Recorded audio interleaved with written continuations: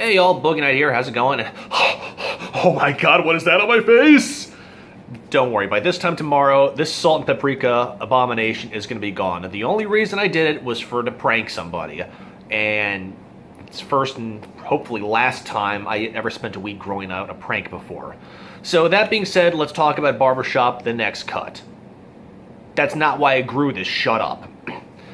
I haven't seen an Ice Cube movie probably since Friday, the movie, not the day of the week, and that was, I was probably in middle school at the time, so that goes to show. I mean, I heard good reviews of the original Barbershop, the second Barbershop, not the beauty shop, but I've heard a lot of good reviews on Barbershop the Next Cut, so I decided to give it a shot. I am so grateful that I did, because this was probably one of Ice Cube's best movies.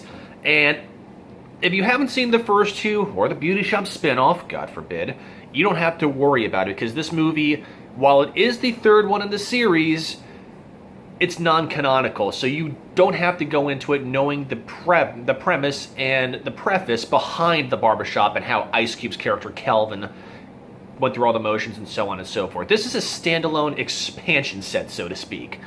And it's very well put together. There's a good stable of actors and actresses, and rather than one big overarching plot, there's a lot of little mini subplots, kind of like love and friendship, that come together.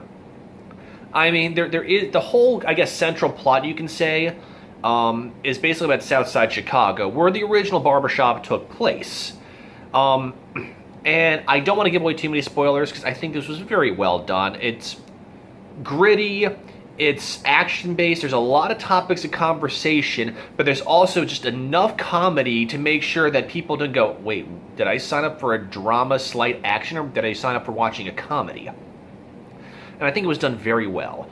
Long story short, so Ice Cube plays Calvin Palmer, and he is the owner of the Barbershop, and then there's the Beauty Shop, which they joined forces at the end of, I think it was the second one, don't quote me on that, so they can make more money in the rapidly decaying hood of Southside Chicago. And on one side you got the barbers, and then on the other side you got the beauticians, I guess you could say. And just the daily interactions that go on with them. And there's a lot of overarching subplots. Like I said, like each character in the barbershop or the beauty shop has their own personal drama going on alongside the general plot of the decaying South Side and the crime that is rapidly escalating in the city. And the way they handle everything is just very well done, in my opinion. I mean, you have, where do I even start? Let's start with Calvin. So he and his wife have a son, and they're living in Southside, and Calvin's trying to run his business. I'm not really sure what his wife does.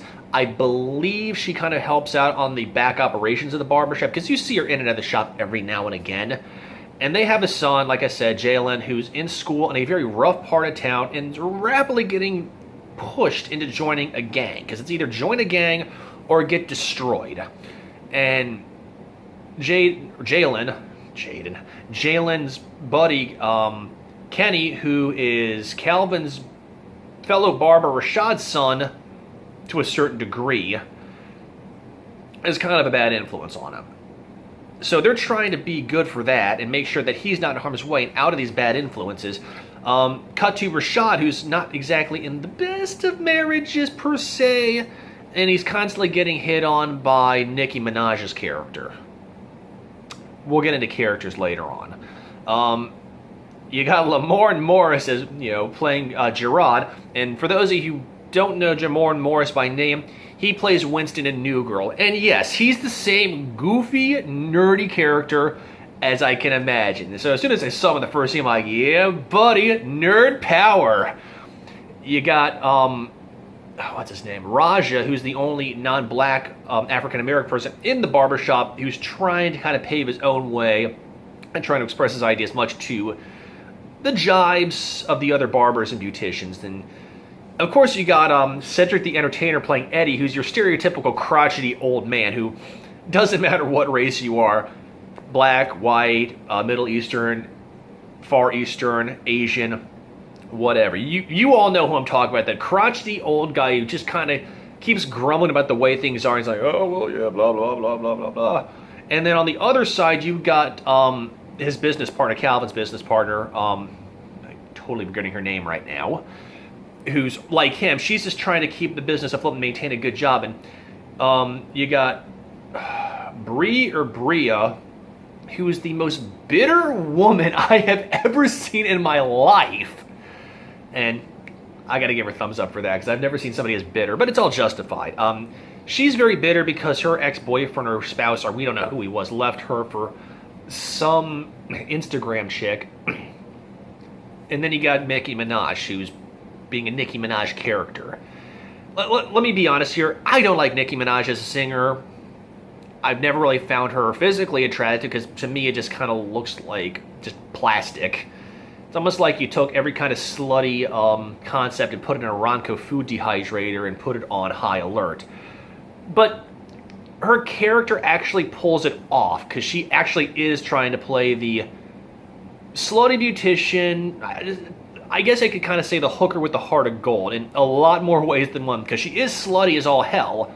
In fact, there's one scene in the movie, which I'll get to in the plot, where she literally spends a solid minute just, shaking her ass. I'm thinking, okay, not sure how that drives the point, but whatever, we'll go with it. Not my style, guys. I'm sorry. She was never appealing to me to begin with, but whatever, we'll get to that.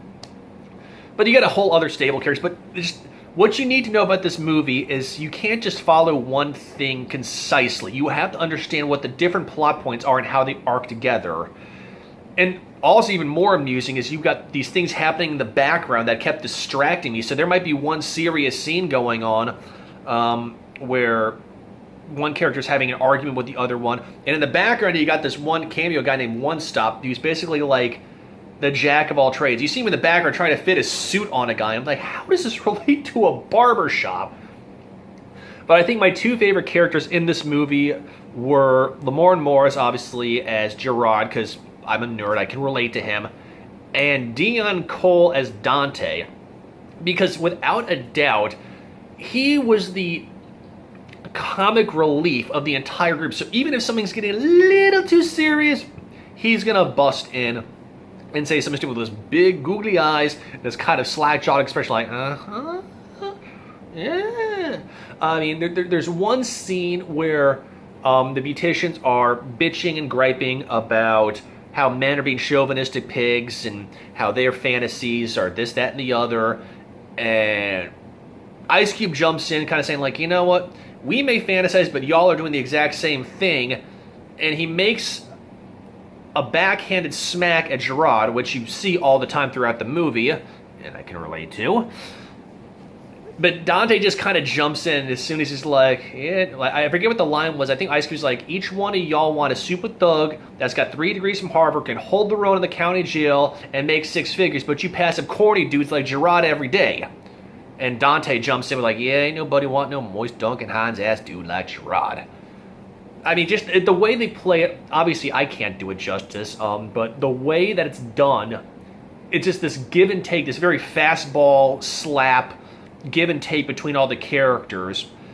It just really works, because it reminds me a lot of the conversations I hear between the barbers and the people and the patrons at the barbershop I go to, as well as the barbershop I used to go to back in DC. It's very hilarious. But there's also a lot of seriousness, because it goes over the topics of, the battle of the sexes, violence, races. I mean, not just the standard one or the other. We're talking multiple races coming together and trying to fight to survive. But you've got this barbershop, which is this little piece of society, which Eddie, Cedric the Entertainer, calls the pillar of the community, and how they're going to stop the violence in this very rundown section. And I guess I could say the overarching plot, if you can call it that, well, okay, I guess you can call it, but it's the sum of all the moving parts, is that one particular area around the south side, the City Council of Chicago is going to build an enclosure to try and stem the violence, but obviously, let's be real for a second, that's not going to happen. It's only going to make things worse. I mean, it literally sounds like a jail cell. So they're trying to find a way to stop the violence, in amidst their own little turmoil. I mean, you can tell by the streets and just the actions that are going on that it's not the best part of town. So how are they going to do it? So they put their heads together and they do it, and it's done right. It's very logical, it's very realistic. It's not like a Disney movie like, well, if we do this, it's going to be okay. No! They already have it in the back of their minds that this might not stop the bloodshed, but at the very least, it will try and stem it to some degree by setting an example for the community. Does it? I'll leave that up for you to see when you watch the movie for yourself, because you really should. It's not dick and fart humor. Okay, yes, there's quite a bit of the more immature, like, go check out that ass, check out that hottie. Dude's got a full package, and I'm not talking about the postal service, that sort of thing. But it's also more highbrow humor. I mean, just the interactions. And then once again, you have the stupid little things going on in the background, like Dante working on his golf swing with Raja, the constant, banter going on, the jokes at Gerard's expense, even though at the very end, there is hope for us nerds because Gerard gets the girl at the end. And that's the only spoiler I'm going to give away. And honestly, out of all of them, she was the girl I probably would go for just because, well, once again, Bria, bitter as hell. And she's also snarky, and she's got the personality and the intelligence that's not just staring at, a particular person, but rather going into it and understanding. Sorry, what was I talking about? Oh my god, it has been a long day. But you should really go out and see this movie. I think it's been done well. Ice Cube's had some really bad roles in past movies, like Are We There Yet? Next Friday, Friday After Next. But this one is definitely the redeeming quality. And it's a real film. It's believable. I mean, I don't know enough about Orlando to kind of understand the whole demographic, but this was in D.C. with some of the neighborhoods that I've seen in my day. Yeah, it would make perfect sense that these people are trying to save their business, save their livelihood, save their families, and save their neighborhood. And I think that's why I like it the most. It's just the combination of everything into a whole, and it's come together right. Yes, there's still going to be conflict. The future will always, struggle on, but they're making the best they can, and it's done right. And in the end, I'd say the majority of the conflicts are resolved, except for, some of the characters, i.e. Dion Cole as Dante. And even Raja kind of does a character flip towards the end. But I really think you should see this movie if you like dry humor, if you like a little bit of drama, and you don't mind a good bit of shenanigans happening all throughout the movie. Because like I said, background antics are almost as hilarious as what's going on. Like, there's one scene that Gerard accidentally nicks a guy he's trying to shave and really screws it up. So while all these other interactions are going on, you have Gerard in the background trying to kind of fix the mistake he's made while trying to play it off as he's still working on him. And things like that. And once again, one stop trying to put the suit on in the background. But long story short, once again, this is one of my quick reviews. And once again, I know I'm not doing this justice, because I really encourage you to see this, whether you Redbox it, you Netflix it, or you buy it. And I think it's only like $15 at Target or $16 at Best Buy. So it's worth getting. So, once again, probably my favorite comedy movie of the year, alongside Love and Friendship. But then again, I've only seen 2 or 3 comedies, excluding some of the really awesomely bad cult movies that I've seen. But they don't really count per se. So, that being said, y'all have a good night, and tonight is also the 30th anniversary of Stand By Me, so you should really watch that as well, because that's what I'm going to do later on. So that being said, y'all have a good night, and remember, if it's Sunday, it's Meet the Press. No, Bad Boogie Night. I mean, y'all have a good night. I'll catch you on the flip side. Peace.